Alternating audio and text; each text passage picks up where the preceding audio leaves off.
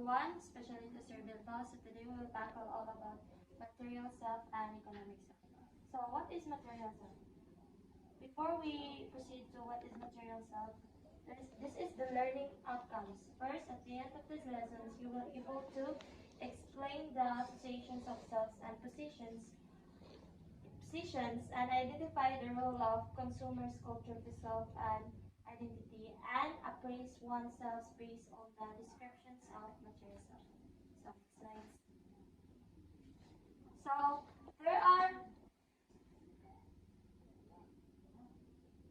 So there are many authors who give different views about material selves and economic selves. So material selves know it consists of things that belongs to our persons, that those are the like body, family, clothes, money, and such make up that material self. The core of material self is the body. Second to the body is clothes. Clothes were important to... Ayog atras bikin masih kekakuan kaputol dia ada pita. Ay, di ba ikaw? Ana ada pita. Gimana? Balik. Ayo si lihok. Sige dia tapi. Okay, balik. Oh dia ada oh. Okay. So material self consists of things that belongs to a person, like things like body, family, or clothes, money. Such make up material selves. So the core of material selves is the body. Second to the body is clothes were important to the material self. It is believed a person's clothes were one way they expressed how they felt they were, or clothes were a way to show status, thus contributing to forming and maintaining oneself's image. Money and family are critical parts of the body, material self.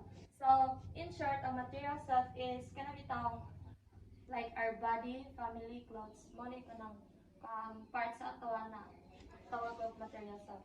Next slide.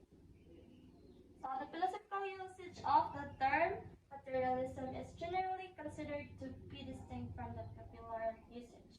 Materialistics consumers to rely on physical or material possession to manifest and perceive otherwise invisible personal characteristics such as happiness, status, and social confidence. Three important elements of material self discussed below. So first is materials as person place possessions and their acquisitions at the center of their lives. In 1980, describes that materialism as way of life in which a high level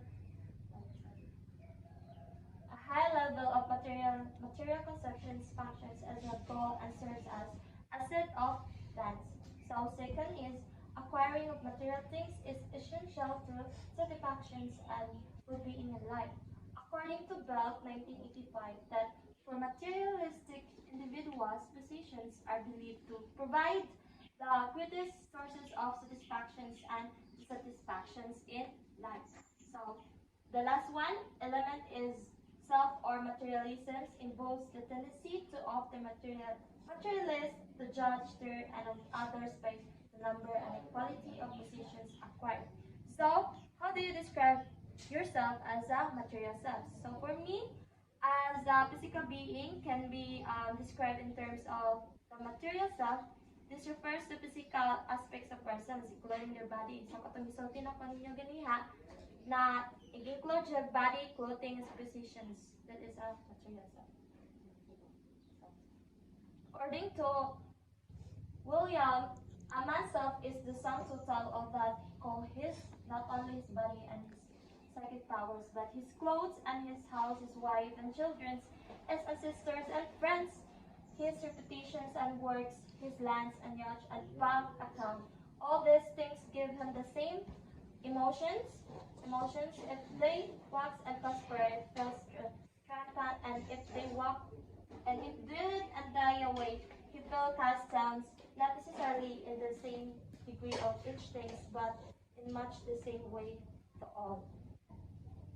So James note that identified body is the innermost aspect of the material self. Also, you perceive certain body parts as more private or intimately yours as compared to the others. So the next aspect is your clothing, diba? the garments which protect as well as protect your body. So, William James also he believes that the connections between mind and body lead to develop what has become known as the James Lange theory or emotions, which posits that human experience of emotions arises by psychological changes in response to external events. So, next slide. So, according naman ni Adam Zimmerman in 2011, teenagers scan from attachments to their digital positions, which has implication for human computer interactions research. Adams draws on attachments as it is defined by consumer behaviors who considered self-extensions and necessary characteristics of attachment to positions. So, what ang material selves, once again, is the things that belongs to you like body, money, or family.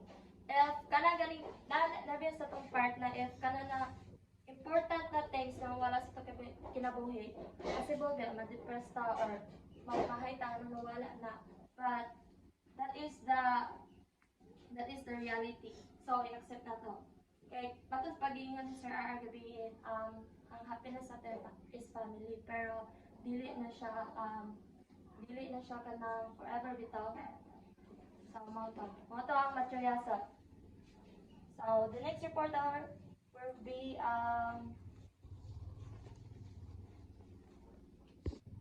Good morning, sir. I'm here in front of you to discuss about the digital self. Learning outcomes. At the end of the lesson, you will be able to define online identity or digital self. Discuss the influence of social media to oneself. Evaluate the congruence of offline self versus online self. Next is discuss the proper way of presenting the digital self. Next, explain the role of the government, school, and church in the prevention of identified thief, false information, and fake news. Able to write an essay about being responsible. Digital self. Digital self is the persona you use when you're online. Someone people maintain one or more online identifies that are distinct from their real world.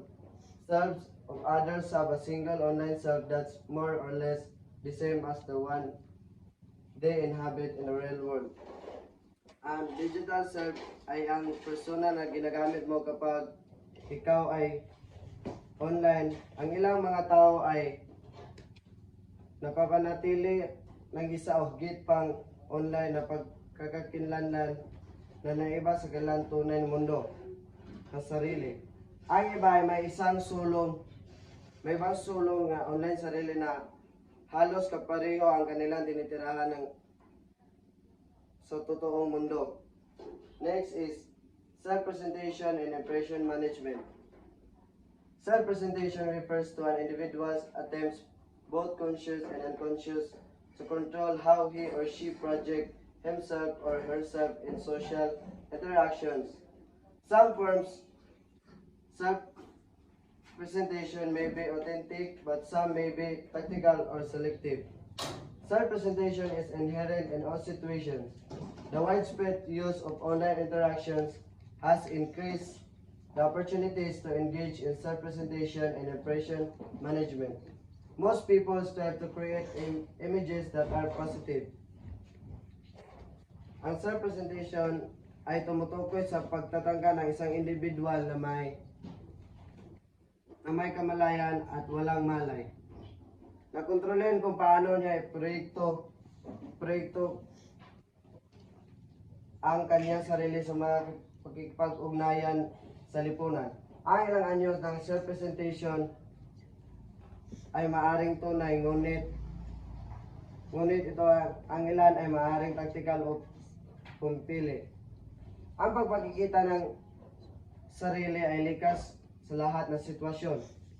Ang malawakang paggamit ng mga online ng pagkikipag-ugnayan ay nagpapataas ng mga pagkakataong makisali o pamamahala ng impresyon sa sarili na pagtatanghal. Karamihan sa mga tao ito ay nagsikap na lumikha ng mga larawan na positibo. Ang example sa self-presentation ay kanang makamit ka o kanang makahalubilo ka o kanang baguhay sa imuha nga tao nga paminaw nimo nga masaligan nimo siya o kanang palaka na inamigo kay siya ba. Then kanang paminaw nimo nga komportable kay siya ha kanang dako kay kag pagsalig sa imo kung sa imong problema kuha nimo siya. Manay example sa self-presentation. And next reporter is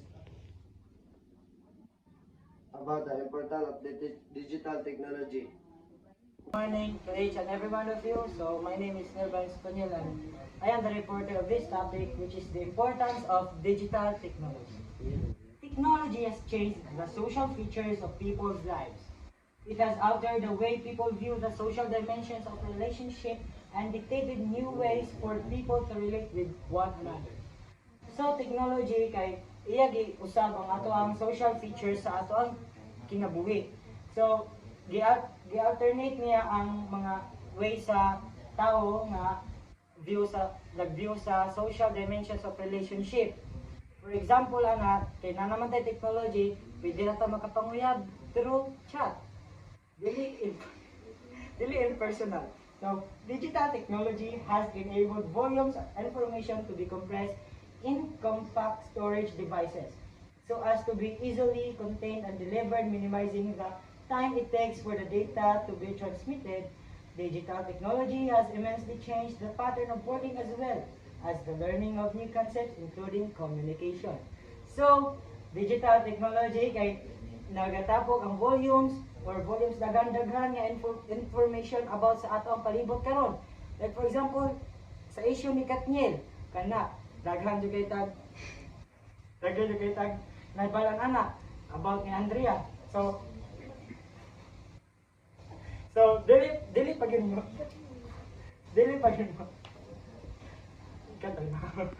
So dili pa gyud siya kasi kwan sa atong storage devices, but it is helping us to know what is happening in our society today.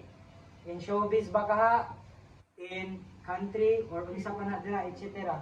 And including communication as well. Pwede na ta maka-chat through IG, Messenger, and everything social media platforms. So next, impact of online interactions on the self. According to Iqbal Khan and Malik, suggests that mobile phones are ever more becoming a very valuable part of the daily life of today's youth. However, the use of digital technology and online interactions limit face-to-face interaction with others and has drawn people away from the meaningful and intimate communication with families and friends. It changes the social behavior of individuals, families, and societies as a whole. So, according to Iqbal Khan and Malik, so mobile phones are ever becoming a very valuable, or which is very essential na kay sa ato karon kay syempre sa cellphone halos-halos makabuhat na tatanan dira, mag-send ng mga videos, mga reports, mga documents, etc. sa ato ang palibutan as a youth. However, the use of digital technology and online interactions limit face-to-face interaction. So, tungod sab sa digital technology, dili na kay taingon nga maghalubilo in personal. Kaya naatay gitawag nga video chat, ingana through video sa ato ang cellphone, sa messenger, video call, ganyan. Tapos, it has drawn people away from meaningful and intimate communication with families and friends. It changes the social behavior of individual families and societies as a whole. So, kausap sa bang ato ang social behavior, ato ang kinaiya kung maka-gather ta or maka-socialize ta sa individuals, sa atong pamilya and societies. Or society rather.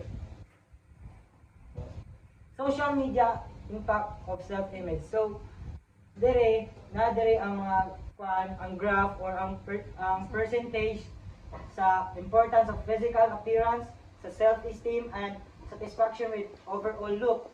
So diri, kung makita sa document na siya ay sa importance of physical appearance, not at all to slightly important, which is above tingin sa non-users 13 to 8%, tapos sa regular users 8 to 7%, and to avid users 8 to 3%. So sa nakalabel somewhat important sa non-users is 56%, sa regular users 44%, and sa avid users 32.5% ang importance of physical appearance. Tapos sa very to extremely important sa non-users is 30.2%, sa regular users 46.5%, and sa avid users which is 59.2%. Tapos sa self-esteem, so sa non-users, sa low nga category or graph, sa non-users is 29.7%, sa regular users 30.4%, and sa avid users 39.7%. In neutral naman, it's 27.2% sa non-users, 16.7% sa regular users, and 15% sa avid users sa self-esteem nila. So, the high self-esteem of the non-users is 43.1%, sa regular users 52.9%, and sa avid users is 45.3%. Sa satisfaction with overall look, kay undissatisfied sa non-users, percentage of percent is 46.9%, tapos sa regular users is 38.1%, and sa avid users is 48.8%. Sa neutral naman, sa non-users is 20.6%, sa regular users 14.4%, and sa avid users is 11.5%. Satisfaction with overall look. And sa satisfied, sa non-users is 32.5%, sa regular users 47.5%, and sa avid users is 39.7% satisfaction with overall look. So, marakwa. Hello na mo guys. Sige, start. Good day, sir. Good day, everyone. My name is Mike Mantos. I'm here today to discuss cyberbullying. What is cyberbullying? Cyberbullying is the use of electronic communication to bully a person, typical by sending messages of an intimidating or threatening nature. People other online because they feel that they can do as online interaction is different from face-to-face or personal interaction. One of forms of bullying is bashing, which can do damage to individual psychological well-being. For example, si Juan, Marababo nan Kiana, si Marababo no chat si Marababo ni Kiana nga mag-send notes ana. Then mo na si Juan kanang cyberbullying sa online. Then next stress.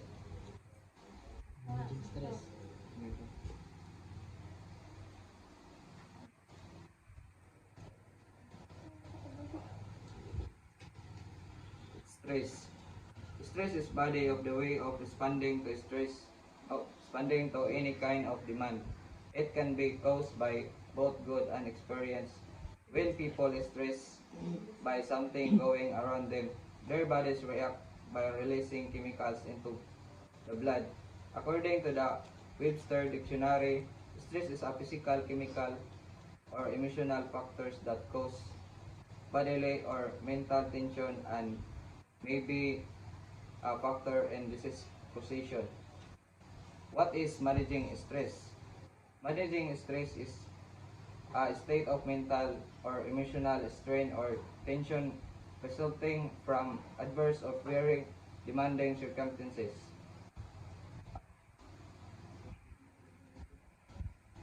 What are the causes of stress?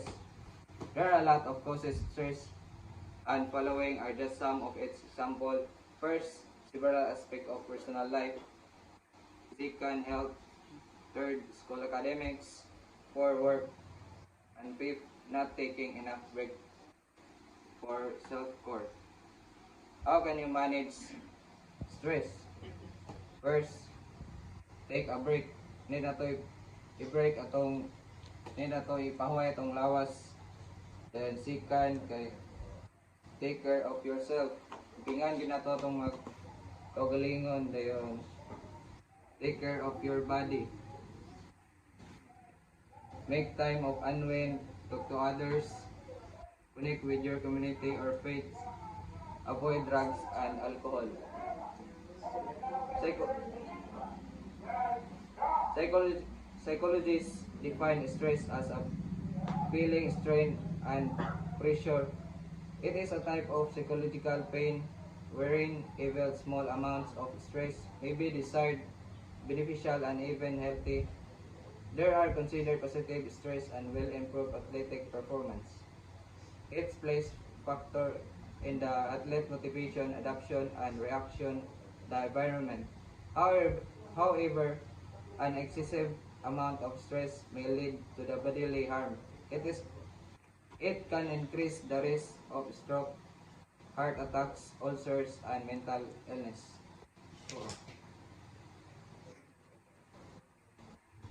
So, hello, pleasant morning. So, I will be tackling the what is stressor and what are the general types of stressor. So, stressor, it is an event or situation that causes stress. So, basically, that is muna siya mga event na makapastress sa tao. So, muna siya ang kanang naka-trigger po sa ato ang stress response which leads to psychological and physiological reactions. So, when we say na physiological reactions, anang example na is kana atong gitawag na fight or flight response. So kana siya, that's the time na our body produces adrenaline which is our stress hormone. And then if we say kanang psychological reactions, so example na is kanang highly irritable na kay ka or kanang di-focus ka or medyo atong gitawag na is lutang. So and kana pong dali ra ka mag-change of mood. So, moody kayo, swift kayo ka mag-change sa imong mood. And it is a physical, mental, emotional, social, or environmental demand and whatever is causing the stress. So, ang stressor, it can come from every aspect of our life. So, it can be anything na we perceive as stress, demand, or challenge sa atong life which can impact our overall well-being. So, example of stress sa school, kay tests, teachers, or projects. Of course, maka-stress during test na to, of course, kay samot na og magdungan. Like, we have, I think, 10 man yata ka subjects, and if kanang tulungan lang kani ka subjects, magdungan og pa-test, so, stress na ka ana. And teachers, of course, if nakay kaaway ng teachers, or di ka ganahan ana niyang teacher, pwede ka stress niya. And kanang projects, since kita kay mga procrastinator, so at daw kanang last na ng mga minute o sa pamagbuhat, so mas stress na dayon ka. And sa balay pod, some stressors are parents, pwede imong papa or mama, imong siblings, kanang imong igsuon, then boy or girlfriend. So sa kanang makarelate ani, I think mas stress din ko sila if ever kanang medyo kuan ilang boyfriend, if kanang suko dayon if di mag-update or basta dali siloso kaayo, pwede na siya. So kaming mga single, dili po mi sa friends, dira mi ma-stress if ever kanang toxic imong friend, na isa ka dili kayo og libak-libak and curfew. So mana siya ang stressor. Then let's proceed to the general types of stressors. So there are 4. Kana una is major life events, we have catastrophes or crises, we have everyday problems and environmental problems. So, the first one is major life changes. So, muna siya ang mga significant life events na nag-require of adaptation. So, example ana kay family, employment, friendships, or education. So, pwede na siya ma-relate sa health, family, employment, friendships, or education. But example niya is marriage. Of course, from single ka, hantod mo enter na ka sa world of marriage, of course, daghan kay kag adjustments. You need to adapt to new environment. Then, like sa family, sa side sa family sa imong husband, so you need to adjust ana, and that could be stressful to you. Then going to college, of course, from senior high school, then yung switch ka into college, you enter college, there is kanang new na dayon ng mga environment, new classmates, so you need to adapt sa new na po na inyong learning na ground. Then death of a loved one. Birth of a child, of course, kana is since kung wala pa kay anak, dili pa kay kasigid kabilar, pero pag nana kay anak, dapat sayo na din ka mong mata, magpatutoy, magtimpla og gatas, ano. Ako na kay ka of responsibility. Then moving houses. Same sa amo, di ba kami is from Tambulig, then ni-anhimit or kanang mag-eskwela. So nag-adjust pa jud ni ana sa mga nagkuan kami anang boarding house, nag-rent rami. So daghan kay adjustment since dili raman kami ang nagpuyo, so we need to respect each other na sa amo ang kuan sa among boarding house. The next is catastrophes or crisis. So mo ni siya ang mga sudden or immediate na mga events which can pose immediate threats to us food. So example niya is natural disasters like kuan volcanic eruption. So kana siya dali ra jud na sudden. So pakalitar na siya, which is maka-stress ninyo since pwede man ma-destroy inyong house ana, like any minute lang or 1 hour man yata muhatag na siya og signs like mo kuan siya mo provide ba mo emit og kuan day ashes. So gawas ang ashes sa crater ana sa volcano, then magkuan na din ang P-box ana na you need to evacuate. Then crime food, that is one of an example food sa crisis. Then terrorism and war. So those are kanang mga examples na maka-stress sa ato falling to the catastrophes or crisis na category. Next is everyday problems. So these are frequent everyday problems or kanang atong routine challenges. Examples kay hassles or responsibilities, our deadlines, homework, or misplacing something. So kaning deadlines, makarelate po ang mga students ani, of course naman tayo may pangpasa ng mga projects, and maski na mga teachers or kanang mga workers kay naman na sila yung work deadlines po. So nag-aapas na sila ana, and kaning misplacing something, so it can be stressful maski unconscious ta na stress ta, but stressful na siya since like for example nawala imong cellphone, so murag makulbaan pag balik 20 ana. So, paan pa ka na, stress dito ka. Sa mo tayo dili makitaan. Then, last is environmental problems. So, mo ni ang mga stress gikan sa atong external environment, which is ang crowds, noise, extreme temperatures, or messy conditions. Like for example, kining crowds, kuan ni siya medyo makarelate ang kuan ani mga introvert rather na mga person kay individuals kay they are ang ilang mga comfort zone is kanang like naala sila sa solitude, they do not want to kanang socialize with other people. So if maato sila sa crowd, so kuan stressful for them kay maglisod sila o kuan like di magud sila into socializing or socialization. Then ganing noise, example ani is stressful kanang sa mo tao gabi na, then you need to sleep na bitaw, then na ay mag-video kay sa inyong kanang silingan, then mag-shagit, then kana siya nahitabo jud siya sa amo kay sense na adyo maabtan og alas 12 mag-video kay. And medyo disturbing pud sila kay samot na og naamoy baby bitaw na dapat matulog og sayo. And kana extreme temperatures like karon init na kaayo since na may global ay kanang climate change. So maski na ang utok nato init na pud atong ulo, init na sad kaayo. Then messy conditions. So I think that was my part lang. And So, good morning, sir. My topic for this morning is all about responses of stress. First is psychological responses. Triggers the fight, flight occurs in response to a perceived harmful event, attack or threat to survival. It was first described by Walter Bradford Cannon. This psychological response increases heart rate, increases blood pressure, respiration increase, blood sugar, secretion of excitatory hormones, muscle tension, the immune system is affected. So So, psychological response, example for this is increased heart rate. Stress can trigger the release of stress hormones like adrenaline, which can cause heart rate to rise. It is important to note that these psychological responses can vary from person to person and may not be experienced by everyone in the same way. Second is psychosomatic symptoms. It is real physical and often painful symptoms. These include headache, muscle pain, and stomach problems. These are caused by psychological factors such as worry, tension, stress, and anxiety. Psychosomatic symptoms is a psychological condition involving the occurrence of physical symptoms, usually lacking of medical explanation. People with this condition may have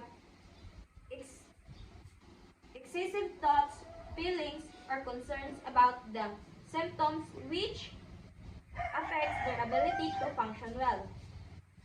Third is emotional responses. Emotion occurs in response to a stimulus or event. The emotional response consists of an appraisal process during which individuals determine the personal significance of the stimulus or event. For example, someone who has experienced trauma or abuse may be more prone to feelings of anxiety or depression, while some who had positive life experience may be more likely to experience feelings of joy and contentment. Last is harmful behaviors. Increased smoking, use of alcoholic beverage, decreased nutrition,